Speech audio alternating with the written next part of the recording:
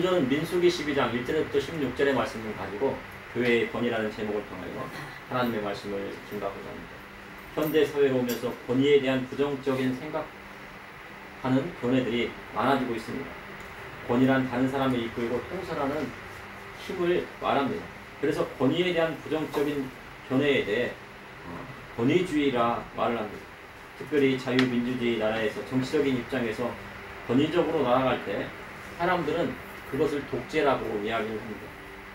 강력한 권력자나 기워진 운동장과 같은 위해가 있을 때 독재로 나아가려 하는 것이 아니냐고 말합니다. 세상에 독재를 하는 나라마다 좋은 방향보다는 독재자의 편협과 부패로 대부분 실패하거나 망하기도 했습니다. 중세시대 교회의 권위가 막강해지면서 교황과 사제들의 부패가 만연한 적도 있었습니다.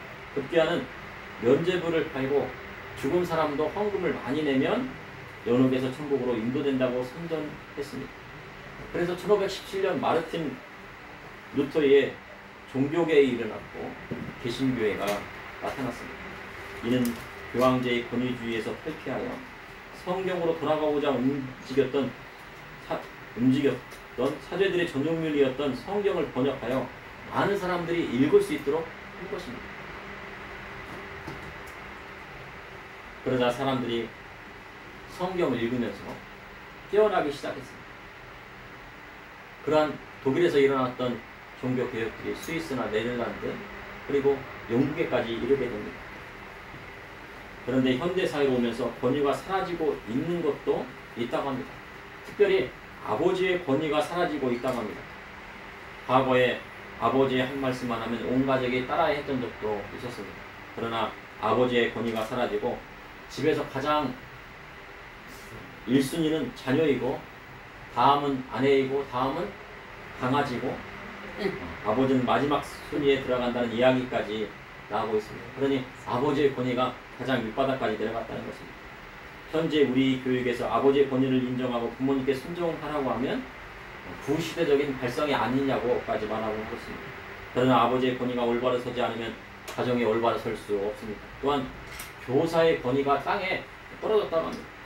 학생들이 아무리 잘못해도 그것을 지도하고 훈계하는 과정이 받는 대상으로 하여금 권위적이거나 그리고 위협을 느꼈다고 생각이 되면 그것이 옳지 못하다고 처벌을 받기도 합니다. 그러니 교사가 잘못 지도했다가는 처벌받으니 차라리 지도하지 않겠다는 교사들이 많이 늘어나고 있습니다.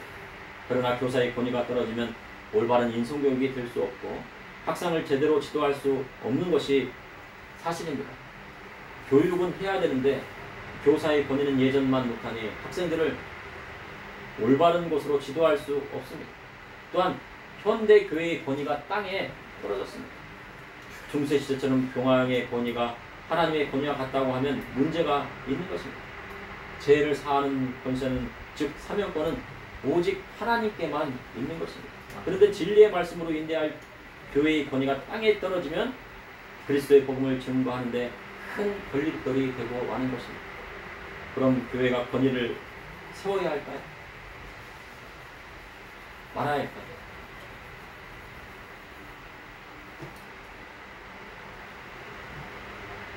교회의 권위가 세워져야 됩니다. 그럼 어떻게 교회의 권위를 세워야 할까요? 오늘 본문 민수기 12장을 보니 하나님께서 주신 모세의 권위에 그의 형 아론과 누이 미리암이 도전했습니다. 그로 인하여 여호와께서 그들을 향하여 진노하셨습니다. 이를 통해 이 시대를 사랑하는 저와 우리 성도님들이 하시는 하나님의 말씀은 무엇인지 여러분과 함께 은혜를 나누고자 합니다. 첫째, 여호와 하나님은 그 세우신 지도자에게 권위를 주십니다. 민수기 12장 1절에 모세가 구스 여자를 취하였더니 그 구스 여자를 취하였으므로 미리암과 아론이 모세를 비방합니다. 모세가 구스 여자를 취하였다고 성경은 기록하고 있습니다. 그런데 구스 여인에 대해서 학자들의 견해가 다릅니다. 어떤 학자들은 모세의 후처로 봅니다. 분명 모세는 미디안의 딸 시보라가 있습니다. 그럼 왜 이 순간에 구스, 바로 에디오피아 여자인 이 구스 여자를 아내로 삼았을까? 다른 학자에 의하면 모세의 아내 시보라가 죽은 후에 재혼했을 것이라고도 말을 합니다. 가능성이 있다고 말합니다. 그러나 성경에는 십보라가 죽었다는 내용이 나오지 않고 있습니다. 만약 십보라가 죽었다면 십보라가 죽어서 구스 여인을 아내로 삼았다고 얘기했을 것입니다.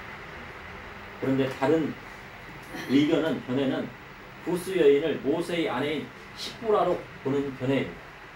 구스 여인을 십보라라고 하는 겁니다.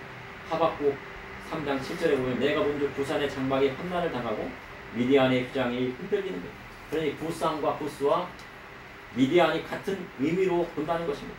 그렇게 되면 구스 여자는 십보라입니다. 십보라는 미디안의 제사장 이드로의 딸입니다. 누우엘의 딸입니다. 모세가 애국 사람을 쳐 죽이고 바로에게 도망쳐 미디안 광야에서 40년을 생활할 때 얻은 아내입니다. 그러니 이스라엘 자손과는 얼굴색이 좀 다릅니다. 다르고 말도 정확하지 않아요.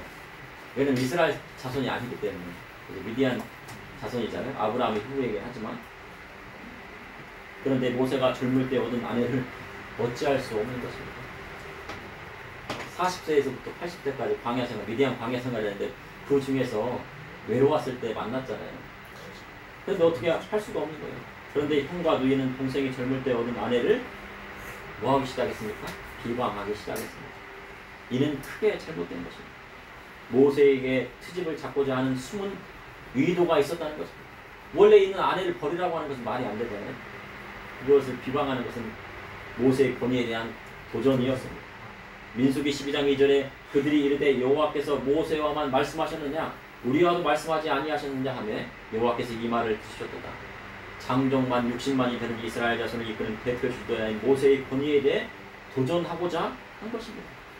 여호와께서 모세에게만 말씀하지 않으시고 미리 아론과 미리암에게도 말씀하셨는데 너는 동생이고 우리는 형이고 누나이니 우리가 지도자가 되는 것이 합당하지 아니하냐 말을 한 것입니다.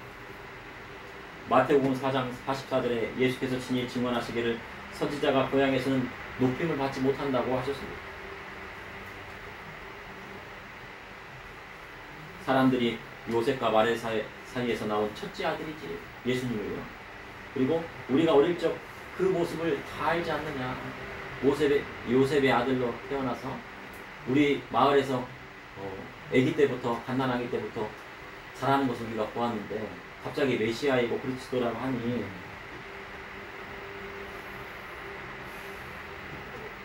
그러니 고향 땅에서는 그리스도의 권위가 세워지지 않았습니다. 그래서 그곳에서는 기적 베풀어주시는 것도 할 수가 없는 것이고 천국 복음 전하기도 어려운 것입니다. 예수님의 어머니와 형제들이 주님을 미쳤다고 잡으러 올 정도였습니다. 예수님께서 갑자기 미쳐가지고 저렇게 돌아다닌다. 이상한 말을 하고 다닌다. 그러나 후에는 예수님께서 부활하신 후에 그 형제 유다가 부활하신 형님을 보고 유다서에서 예수 그리스도의 종이라고 자신을 이야기했습니다. 자신은 예수님의 동생이 아니고 예수 그리스도의 종이 되었다고 말씀하고 있습니다. 아론과 미리암이 어릴 적 모세의 모습을 보았을 것입니다. 가난하게 모세를 3개월 동안 키우다가 숨기다가 숨길 수 없어가지고 갈대 상자에 역청과 기름을 칠하고 나일강 갈대밭 사이에 놓고 그것을 지켜보던 이가 바로 누구였습니까? 그 누이 미리암이었습니다. 누나 미리암이었습니다. 그러니 80이 넘은 모세이지만 동생은 80이 넘은 동생은 나이가 많이 들어도 갓난쟁이 어린아이와 같은 것입니다. 그래서 막 챙겨주고 싶어요. 아무리 목사가 되어도 부모님과 형님, 누나는 아직도 그가 어린아이와 같다는 것입니다. 어릴 적 모습이 다 세워지잖아요. 생각나잖아요. 그런데 모세의 권위는 누가 세우신 것입니까? 바로 하나님께서 보호해 주시고 그 권위를 세워주셨습니다. 떨기나무 사위에 불이 붙어 꺼지지 않은 가운데 호렙산에서 처음으로 그를 부르셨을 때 아브라함의 하나님, 이삭의 하나님, 야곱의 하나님께서 이스라엘 자손을 어디로 인도하시겠다고요? 가나안 땅으로 인도하시겠다고 그 역할을 누가 하라고요? 모세 내가 하라고 말씀하신 것입니다. 그러니 그 형 아론과 미리암을 먼저 부르신 것이 아닙니다. 아무리 잘 나가는 목회자라도 먼저 부르신 소명이 있는 분에게 예우해 드리는 것이 예절입니다. 그래서 나보다 먼저 목회를 하시고 그리고 연세가 많으셨다고 해서 은퇴하셨다고 해서 무시하면 안 된다는 거예요. 예우해 드려야 합니다. 그러나 현대 교회에서는요 그것이 잘 안 됩니다. 근데 그것을 잘 해야 돼. 민수기 12장 3절에 이 사람 모세는 온유함이 지면의 모든 사람보다 강하다. 성경에서 가장 온유한 사람을 뽑으라면 모세를 말합니다. 온유란 고통과 역경과 굴욕을 겸손하게 참아내는 인격적인 고상함을 뜻하는 것입니다. 이는 세월을 통해 수많은 고통과 굴욕을 당해본 사람만이 그 온유함이 나오는 것입니다. 그 고통과 굴욕을 당하고 화내지 않고 뭐 해야 돼요? 참고 인내해야지. 절제하고 절제해야지. 온유함이 나오는 거예요. 막 화난다 해서 고통이 온다고 해서 막 화내고 굴욕적인 일이 있다고 해서 막 그냥 막 싸움을 하려고 하면 안 됩니다. 강가나 바닷가에 가면 둥근 돌을 많이 볼 수가 있습니다. 이는 수많은 세월 동안 물살과 파도 위에 깎여서 둥근 돌이 되었습니다. 둥근 자갈이 된 것입니다. 매끈한 돌이 되었습니다. 그래서 사람이 인생의 풍파를 많이 겪은 사람일수록 온유해지기 마련입니다. 모세는 40년 광야 생활을 하면서 살인자의 모습에서 인격이 다듬어져서 세상에서 가장 온유한 자가 되었다는 것입니다. 그래서 아론과 미리암의 비방을 듣고도 가만히 있었습니다. 그러나 여호와께서 보시기에 좋지 않았습니다. 그때 여호와께서 모세와 아론과 미리암에게 회막으로 나오라 하셨습니다. 왜 부르신 것일까요? 하나님께서 세우신 지도자의 권위를 명확히 하시기 위함이었습니다. 둘째, 교회의 권위는 하나님 말씀에 있습니다. 모세의 형인 아론과 누이 미리암이 이스라엘의 지도자 모세를 비방하자 여호와께서 보시고 그를 화명으로 보셨습니다. 그리고 구름 기둥 가운데 강림하사 장막문에서 아론과 미리암을 불러 말씀하셨습니다. 민수기 12장 6절에 이르시되 내 말을 들으라. 너희 중에 선지자가 있으면 나 여호와가 환상으로 나를 그에게 알리기도 하고 꿈으로 그에 말하기도 하거니와 내 종 모세와는 그렇지 아니하니 그는 내 온 집에 충성하리라. 여호와께서 내 말을 들으라 하셨습니다. 너희 중에 선지자가 있으면 환상이나 꿈으로 알리셨다고 말씀하셨습니다. 아물람과 요구에 대해서 나온 첫째 아들이 바로 아론이고, 그리고 그 다음 딸이 바로 미리암이고, 셋째가 모세입니다. 그런데 아론도 선지자입니다. 그리고 미리암도 선지자예요. 그리고 셋째 모세도 선지자예요. 첫째 아론은 선지자이면서 최초의 대제사장이 되었습니다. 그리고 미리암은 이스라엘 자손의 최초의 여선지자가 되었습니다. 이는 모두 선지자 집안인 것입니다. 모세는 선지자 집안이었습니다. 그러나 모세의 부르심은 특별했습니다. 그 선지자 중에서도 하나님께서 택하신 모세의 권위는 다른 것이었습니다. 왜냐하면 모세는 내 온 집에 충성했다고 말씀하고 있습니다. 내 온 집이란 이스라엘 자손 전체를 뜻하는 것입니다. 하나님 앞에 선한 백성이 이스라엘을 이끌기 위해 목숨을 다 바친 지도자란 뜻이 있는 것입니다. 그냥 선지자가 된 사람이 있는가 하면 그 민족을 위해서, 이스라엘 자손과 나라와 민족을 위해서 자기의 목숨을 다 바친 지도자가 있다는 거예요. 그래서 그는 더 특별하다는 것입니다. 교회도 마찬가지입니다. 개척교회 하기가 사실상 어려운 시대가 되었어요. 개척교회 하면요, 생활이 되지 않습니다. 사례비는커녕 월세 내기도 바빠요. 이번 달 월세를 어떻게 낼까? 낼 수 있을까? 밀리지 않고 내면은 하나님의 은혜이고, 교회 개척교회 하려고 교회를 성전을 얻으려고 해도요, 사람들이 그 월세 그 상가를 안 내줍니다. 왜냐면요, 월세를 너무 밀리기 때문이에요. 개척교회 목사님이 힘드니까 막 월세를 뭐 한 달, 두 달, 세 달 밀리다 보니까 그 주인들이 내주지를 않아요. 그러니 개척교회를 하려면 인생의 모든 것을 그곳에 다 바치고 헌신해야 되는 것입니다. 그러니 개척교회 담임 목사님들은 하나님께서 인정해 주시는 분들입니다. 큰 교회 부사역자보다요, 개척교회 담임 목사 하기가 더 어렵고 고통스럽고 힘들다는 것입니다. 큰 교회 부교육자는요, 부사역자는 그냥 교회에서 모든 것을 다 해줘요. 차도 해주고 집도 해주고, 또 어떤 경우는 이제 사례비도 풍성해줘 생활할 수 있도록 해주고, 모든 것이 풍요롭습니다. 그러나 개척교회 담임 목사님은 그것이 어려운 것입니다. 그러나 하나님은 그 고통과 인내를 잘 알고 계시대요. 민수기 11장 8절에 그와는 내가 대면하여 명백히 말하고 은밀한 말로 하지 아니하며 그는 또 여호와의 형상을 보거늘 너희가 어찌하여 내 종 모세의 비방하기를 두려워하지 않느냐. 선지자들에게는 은밀한 중에 환상과 꿈을 통해 말씀하심이지만 모세에게는 대면하시고 여호와의 형상을 보고 명백히 말하셨다고 말씀하고 있습니다. 그런데도 어찌 내 종 모세를 비방하기를 두려워하지 않느냐 하십니다. 모세오경은요, 모세가 기록한 것입니다. 특별히 레위기는 시내산에서 3개월 동안 있으면서 머물면서 모세가 여호와 하나님을 대면하여 기록한 책입니다. 그러니 아무리 같은 가족이고 형이고 누나라고 해도 하나님 앞에 합당하지 않다는 것입니다. 이 시대에도 마찬가지입니다. 교회의 권위는 그냥 나오는 것이 아닙니다. 교회의 권위를 훼손하려고 하면 어떻게 합니까? 하나님께서 개입하십니다. 교회의 권위는 성경의 무호성에서 나오는 것입니다. 무호성이란요, 오류가 없다는 거예요. 하나님의 말씀은 변하지 않습니다. 그리스도의 복음의 말씀은 오류가 없습니다. 그러나 자유주의 신학자들은 성경의 무호성을 훼손하려고 합니다. 성경을 훼손시키고 변질시키면 교회의 권위는 땅에 떨어지고 이 땅 가운데 하나님의 심판이 있는 것입니다. 교회의 권위를 회복하려면 1517년 마르틴 루터가 주장했던 것처럼 성경으로 다시 돌아가야 됩니다. 모든 사람이 성경을 다 읽고 그 성경의 말씀대로 돌아가면은 교회의 권위는 세워지는 것입니다.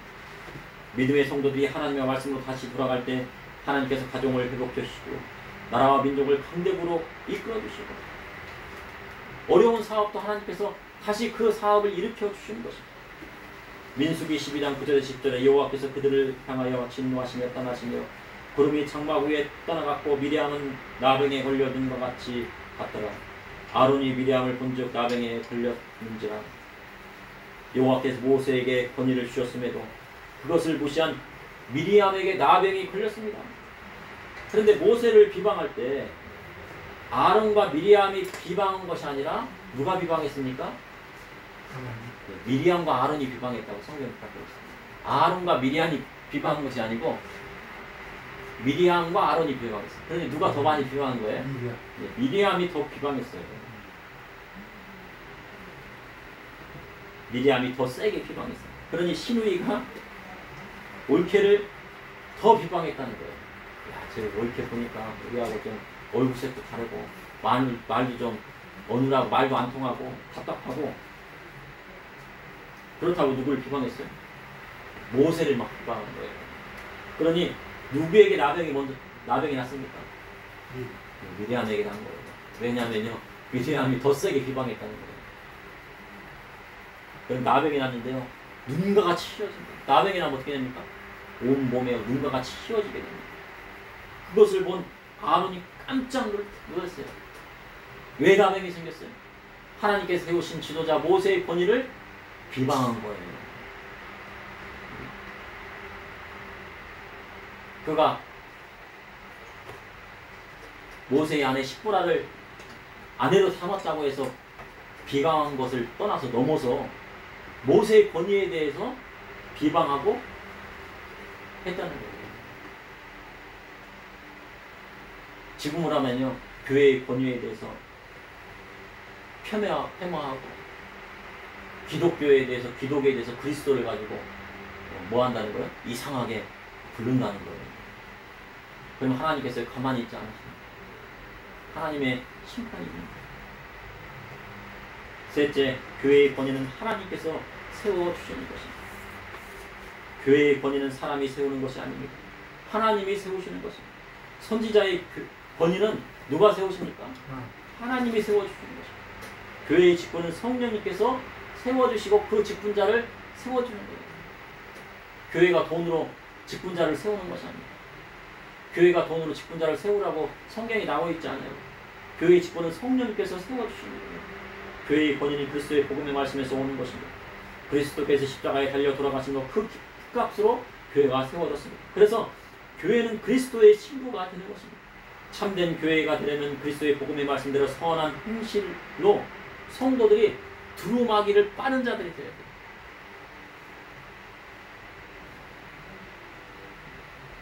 그러니 교회가 그리스도의 신부 되길 원하지 않고 세상의 권력만을 의지하면 중세시대의 타락된 교회의 모습이 나오게 된다는 것입니다. 민수기 10장 11절에 12절에 아론이 이에 모세에게 이르되 슬프도다 내 주여 우리가 어리석은 일을 하여 죄를 지었으나 청하건대 그 벌을 우리에게 돌리지 마소서. 그가 살이 반이나 썩어 모태로부터 죽어서 나온 자같이 되지 않게 하소서. 아론이 모세에게 슬프도다 합니다. 내 주여. 동생에게 뭐라고 그래요? 내 주여.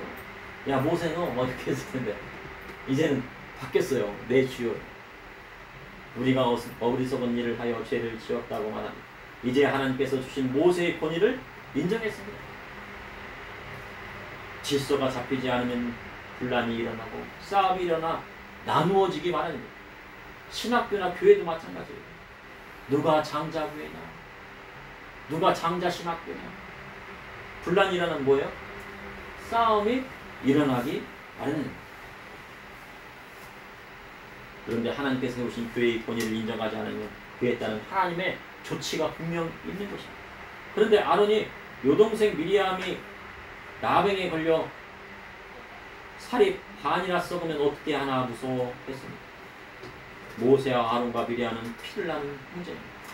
형제끼리 싸우다 하나가 심판받아 질병으로 죽으면 어찌 이스라엘 가운데 덕이 되겠습니까? 형제끼리 막 싸우다 자리 다툼하다 한 사람이 나병에 걸려서 완전히 몸이 다 썩어가지고 반쪽이 돼가지고 죽었다고 하면 이스라엘 가운데 덕이 되겠습니까? 그러나 모세는 세상 온 주변에서 가장 온유한 자가 되었습니다. 온유하다는 것은 사랑이 많고 인자하다는 거예요. 우리 시대에 형제끼리 싸우면 어디 갑니까? 법원 가잖아요. 판사 앞에 가잖아요. 네? 그것이 옳지 못하다는 거예요.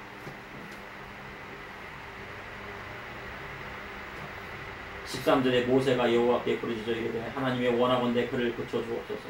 한 집안의 식구라도 생각이 달랐어요. 세 명이 다 다른 거예요. 교회도 마찬가지입니다. 세상에 많은 교회 있지만 다 생각이 달라요. 이 교회 생각이 다르고 저 교회 생각이 다르고 저쪽 교회 생각이 다르고 그래서 분열되고 나누어지고 협력하지 못하는 것입니다. 그러나 모세는 하나님 앞에 어떤 자였어요? 온전한 자였다는 거죠. 그래서 여호와께 그의 부르짖음에 응답하셨습니다. 하나님의 원하건대 그를 고쳐주옵소서.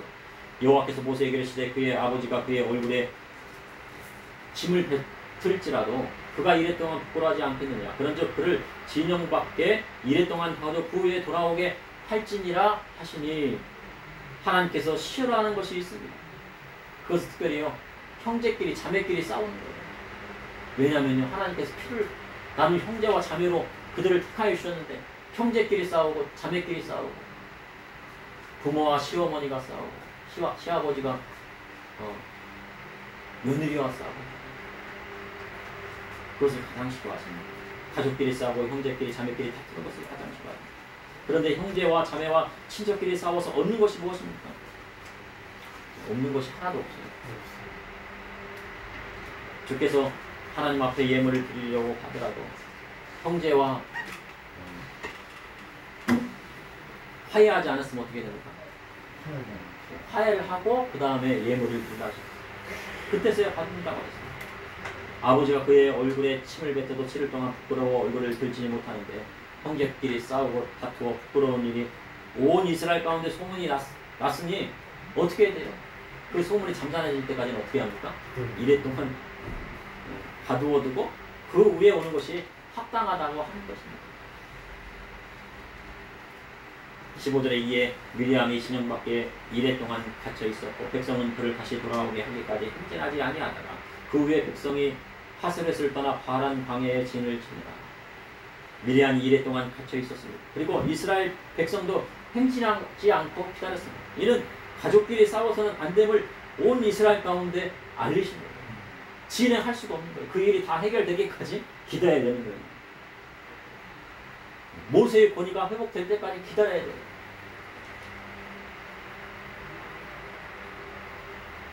교회의 권위가 회복될 때까지 하나님께서는 지켜보시고 참고 기다리시는 것입니다.